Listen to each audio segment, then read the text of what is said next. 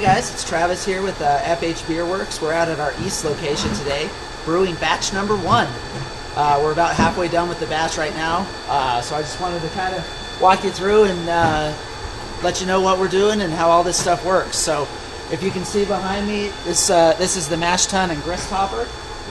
We mill grain from down below, and it comes up this white tube here, goes into the hopper, and then down into the Mashtun. We mix it with hot water here. Right now we're sparging, which means we're putting hot water on the top of the grain, transferring it out of the bottom into this kettle, which is the boil kettle. So we're about half full on the boil right now, halfway done with the sparge. This system is a 20-barrel system, and then we've got 40-barrel cellaring tanks on this side. So right now we're just doing a 20-barrel batch, which is like 620 gallons of beer. Batch number 1 is a 7 C's smash. So what that means, single malt, just 2-row pale, and 7 C's hops. Keeping it pretty simple. So as the beer gets into here, we call it wort. And so the wort's in here, we're going to bring it up to a boil, throw hops in it. Once it gets done there, at 60 minutes, we transfer it to our third vessel, which is the whirlpool. And we're going to have hot wort in here with hops in it and everything.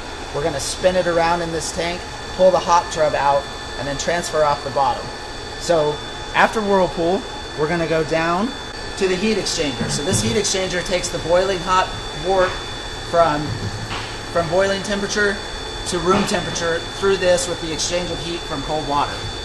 This hose we have hooked up here right now is doing a sanitation loop, but that will eventually be the hose that takes the beer to the fermenter. So the fermenter will pitch yeast in there, and once it's in there, it'll sit for 7 to 10 days. The yeast will eat all the sugar, make alcohol.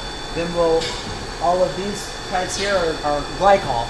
So what we can do with that is we can crash the beer temperature down from 70 to 35, which makes all the yeast fall out of it. Once the yeast falls out, then we'll transfer over to the dish bottom tank here, which is a bright tank.